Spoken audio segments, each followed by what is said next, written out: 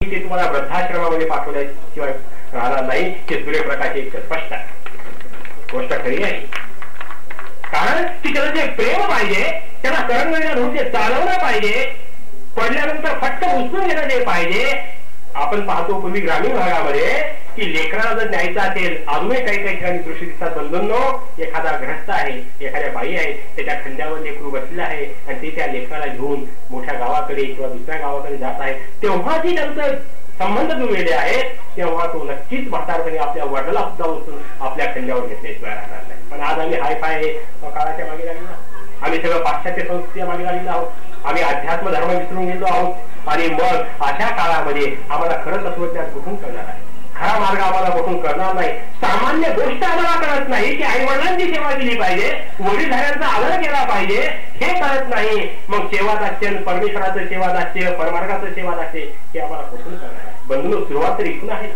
आमच्या घरामध्ये जीव आहेत, ज्यांनी आम्हाला लहानाचं मोठं केलं आहे, पहिला आम्ही त्यांचा आदर केला पाहिजे का? त्यांचा जर आम्ही आदर करत नाही, आम्ही गुरुजनांचा आदर कुठून करणार आहोत? आम्हाला आमच्या स्वतःच्या जीवनाचं गणित कळत नाही, सप्त देशांचा त्याग आम्हाला घडत नाही. द्युतंत्य मध्यंत्य पिशतंत्य वेशा पापार्थ तेवढं परद्वार सेवा. बंधूंनो, आजही पाहावं, एवढा मोठा अनमोल देह मिळाला, पण नको ते आपल्या पोटामध्ये टाकून संसाराची राख रांगोळी करणारी माणसं बऱ्याच ठिकाणी आपण स्वतःचं घर यांना समजत नाही. ज्याला स्वतःचं जीवन कळलं नाही, त्याला परमेश्वरन परमार्थ एवढं मोठं तत्वज्ञान कुठून करणार आहे. म्हणून आपण हे सगळं समजावून घेऊन थोडंसं अध्यात्माकडे, तत्वज्ञानाकडे वाटचाल करणं महत्वाचं आहे. तेव्हा खऱ्या अर्थानं परमेश्वरानं आपल्याला इथं का पाठवलं, माझं कर्तव्य काय आहे, मी कोण आहे हे समजल्याशिवाय राहणार नाही. बंधूंनो, ज्यांना आपण इथं बोलवलेलं आहे, मी तर दरवर्षी येतच असतो, येणारच आहोत, पण त्यांची सुद्धा आपण विचार ऐकायचे आहेत. परंतु या प्रसंगी 21व्या वर्धापन दिनाच्या दिवशी बंधूंनो लक्षात ठेवा, 21 वर्षाचं वय, तसं तर आम्हाला आता निवडणुकीमध्ये 18 वर्षातच मतदानाचा अधिकार देऊन टाकलेला आहे. पूर्वी 21 वाटत नाही का देऊन टाकलेला आहे. परंतु खऱ्या अर्थानं बंधूंनो 20-21 मध्ये माणसाच्या ठिकाणी काय येतो, सारासार विचार करण्याची जबरदस्त पात्रता येत असते, तिथून त्याच्या जीवनाला दिशा मिळत असते. आणि म्हणून या 21व्या वर्धापन दिनाच्या सोहळ्याच्या दिवशी इथं जमलेल्या सर्व भाविक भक्तांना, स्त्री असो की पुरुष असो, या सर्वांना विनंती करतो की बंधूंनो, केवळ आम्ही वर्षातून एकदा आलो, साधू संतांचे भाषण ऐकले, निघून गेलो असं न करता रोज आम्ही आमच्या घरी कमीत कमी या तत्वज्ञानाचे 2 पानं तरी वाचत जावेत. आम्हाला पारायण नाही करायचं, काय नुसतं एकच सूत्र घेतलं पारायण करायला काही हरकत नाहीये, पण पारायणाबरोबर तत्वज्ञानाचे 2 पानं तरी वाचा. तेव्हा तुमच्या अंतःकरणामध्ये सुद्धा ही जी ज्ञानाची ज्योत आहे ही पेटल्याशिवाय राहणार नाही. मी कोण आहे, मी काय केलं पाहिजे हे समजल्याशिवाय राहणार नाही. ते समजावं एवढं बोलून मी माझी 2 शब्द संपवतो. सर्वत्र श्री चक्रधर स्वामींची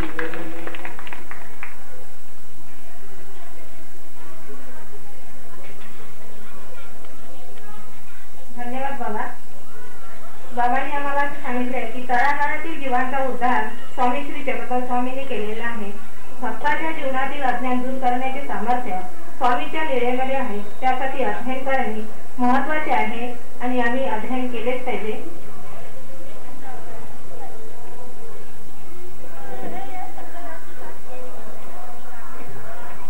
उपस्थित बंधू आणि भगिनींनो, या ठिकाणी जो आपला वर्धापन दिन सोहळा चाललेला आहे आणि आपल्याला जे अध्यक्ष महोदय लाभलेले आहेत, परमपूज्य पट्टाधीश्वर मदाचार्य परमश्रद्धेय आदरणीय श्री गिरडे बाबा यांचं आपल्याला मार्गदर्शन लाभणार आहे. तत्पूर्वी मानगाव परमार्ग अध्ययन संस्थेच्या माध्यमातून महिलांचा सहभाग निर्माण व्हावा अशी अपेक्षा निर्माण करून जनरली बहुशी कार्यक्रमांची आपण रूपरेषा पाहतोय आणि ती रूपरेषा पाहत असताना पुरुष वर्गाकडून सर्व भाग सांभाळला जातोय. स्त्रियांचा योग्य तो वाटा त्या कार्यक्रमांमध्ये आपल्याला दिसून येत नाही. म्हणून आम्ही यावर्षी मानगाव परमार्ग अध्ययन संस्थेच्या माध्यमातून महिलांचाही सहभाग जर निर्माण झाला तर त्यांच्या माध्यमातून लहान मुलांवर योग्य ते संस्कार निर्माण करण्याचं काम आमच्या महिला करतील अशी आमची अपेक्षा होती.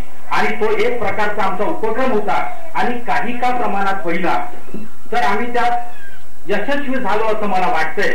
कारण 200 महिलांचा सहभाग आज निर्माण झाला आणि आज आपण पाहिलेला आहे की या ठिकाणी मंचाचं संचालन करण्यापर्यंत आमच्या महिलेने एक मजल मारलेली आहे. खरंच महानुभाव परमार्थ अध्ययन संस्थेच्या वतीनं या सर्व महिलांचं मी स्वागत करतोय आणि अभिनंदन सुद्धा करतोय. या प्रसंगी महिलांच्या माध्यमातूनच काही कार्यक्रमांचं आयोजन नव्याने या वर्षात करण्यात आलेलं होतं आणि त्यात रांगोळी स्पर्धा, भक्तिगीत स्पर्धा आणि इतर कार्यक्रमांची रूपरेषा आपण निर्माण केली होती. तर त्याचं पारितोषिक व प्रमाणपत्राचं वितरण या ठिकाणी आपल्याला करायचं आहे. परंतु तत्पूर्वी आपण सुरुवातीला प्रास्ताविकामध्ये मान्य श्री खोब्रागडे गुरुजींनी आपल्याला हे सांगितलेलं आहे की आपल्या संस्थेचे सक्रिय कार्यकर्ते ज्यांच्या माध्यमातून आम्हालाही मार्गदर्शन लाभलेलं आहे, ज्यांच्या माध्यमातून मानभाव परमार्थ अध्ययन संस्थेला सामोरे नेण्यासाठी त्याग आणि सेवेची भूमिका नेहमी बजावली गेलेली आहे. तर असे मान्य श्री देवरावजी नारनवरे साहेब यांच्या ज्या धर्मपत्नी होत्या त्यांचा कैवल्यवाद झालेला आहे. तर त्या संबंधाने आपण 2 मिनिटं मौन राखून शोक संदेश दिलेला होता, श्रद्धांजली अर्पण केलेली होती. परंतु याच प्रसंगी आता त्यांचं आगमन झालेलं आहे. तर आम्हाला ज्यांचं नेहमी मार्गदर्शन लाभते आणि ज्यांच्या माध्यमातून आम्हाला इतर कार्यामध्ये सहकार्य लाभत असते असे परमपूज्य पट्टाधीष्ठित मदाचार्य परमश्रद्धेय आदरणीय श्री बाकीकर बाबा यांना मी विनंती करतो आणि सोबतच परमपूज्य पट्टाधीष्ठित मदाचार्य परमश्रद्धेय आदरणीय श्री शिर्डे बाबांनाही मी विनंती करतोय की मान्य श्री देवरावजी नारनवरे साहेबांना दुखवटा व्यक्त करतील आणि तो संस्थेच्या वतीने या ठिकाणी करतील. त्याकरिता मी मान्य श्री देवरावजी नारनवरे साहेबांना या ठिकाणी आमंत्रित करतोय. मान्य देवरावजी नारनवरे साहेब आणि बाबांना विनंती करतोय की या प्रसंगी दुखवाट्याचा सोहळा संपन्न करावा.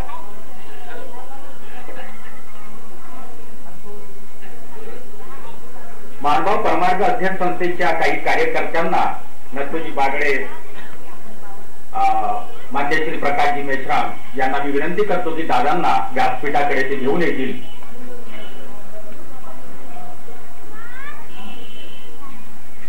पहिल्यांदा पाहतोय की या परिसरामध्ये कुठलीही गडबड नाहीये, शांतता आहे. बाबांना विनंती करतोय की बाबा या ठिकाणी दुखवटा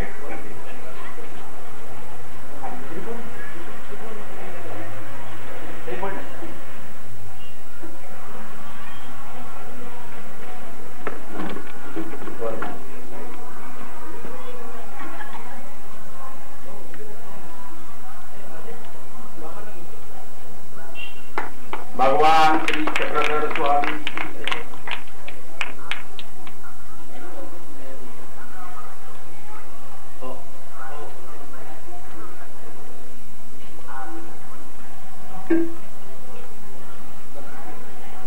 या ठिकाणी आपण महिलांच्या माध्यमातून, महिलांच्या सहभागाच्या माध्यमातून संस्काराची निर्मिती केली जावी किंवा सांस्कृतिक चळवळीच्या माध्यमातून धार्मिकतेकडे वाटचाल निर्माण करण्याची प्रक्रिया निर्माण केली जावी या संबंधाने त्यांना आम्ही उपक्रमांची निर्मिती करण्यासाठी प्रवृत्त केलेलं होतं आणि त्यांनी पहिलंच वर्ष हे की रांगोळी स्पर्धेचं आयोजन केलं आणि जवळपास 15 रांगोळ्यांची निर्मिती आपल्या मंदिराच्या प्रांगणामध्ये झालेली आहे.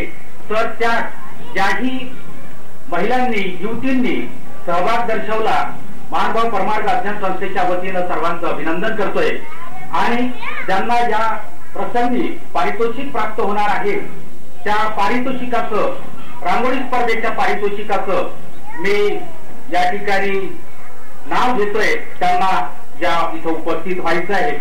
रांगोळी स्पर्धेचं द्वितीय पारितोषिक जाते आहे रुपाली सांबारे यांना. रांगोळी स्पर्धेचं द्वितीय पारितोषिक जाते रुपाली सांबारे यांना. कृपया रुपाली सांबारे यांना मी विनंती करतो की त्यांनी व्यासपीठाकडे यावं. रांगोळी स्पर्धेचं द्वितीय पारितोषिक. यानंतर रांगोळी स्पर्धेचं प्रथम पारितोषिक जाते आहे उत्कर्षा नंदनवार. प्रथम क्रमांकाचं रांगोळी स्पर्धेचं बाबांना मी विनंती करतो की प्रथम पारितोषिक सुद्धा बाबांनी आपल्या हस्ते द्यावं.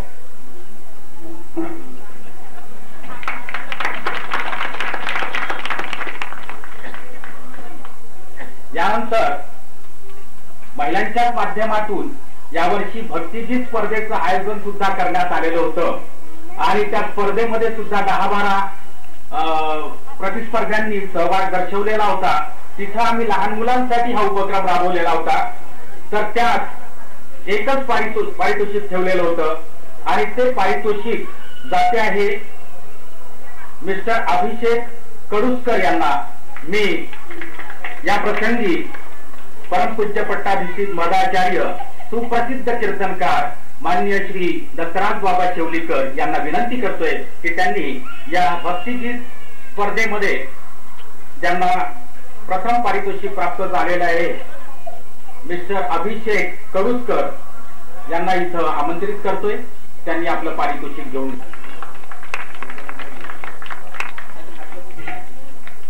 पंथी बंधवानी बोललेलो महाराष्ट्र परमार्थ अध्ययन संस्थेच्या वतीने आपल्या या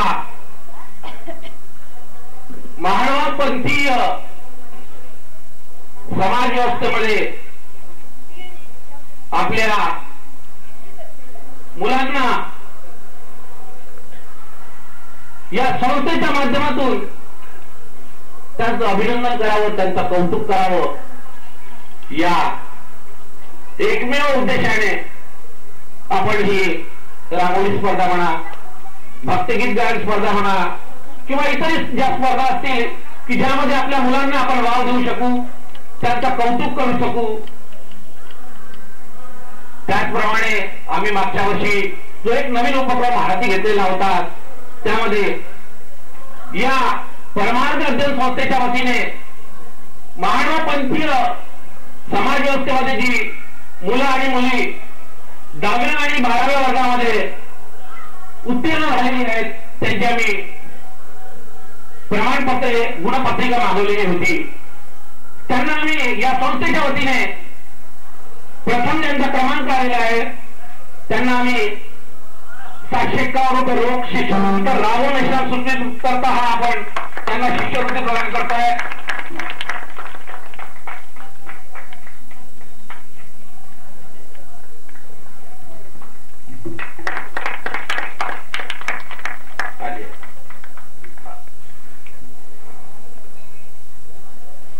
त्याचप्रमाणे आचार्य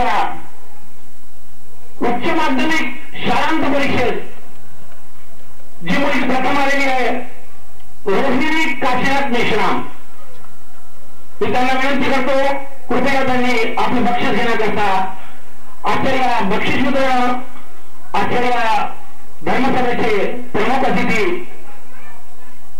श्री शैलीधर बाबा त्यांना पारितोषिक प्रदान करतील अशी मी त्यांना विनंती करतो. काशीनाथजी मेश्राम, रोहिणी काशीनाथजी मेश्राम, त्यांच्या आई असतील वडील असतील कृपया त्यांनी यावं.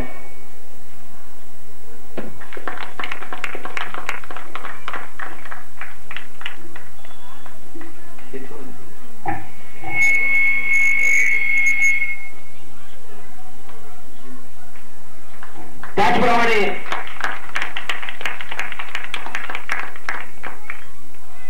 ज्या मुलांची आणि मुलींची आम्हाला प्रमाणपत्र मिळालेली होती त्या सर्वांचं कौतुक करावं यामागचा उद्देश आहे. त्या दृष्टीकडे मी आमंत्रित करतो गजबी प्रियंका संपत, कृपया गजबी असतील त्यांनी स्टेजवर यावं. नाही पुष्पगुच्छ देऊन वाकेकर बाबा परमपूज्य वाकेकर बाबा त्यांचं स्वागत करतो अशी मी त्यांना विनंती करतो.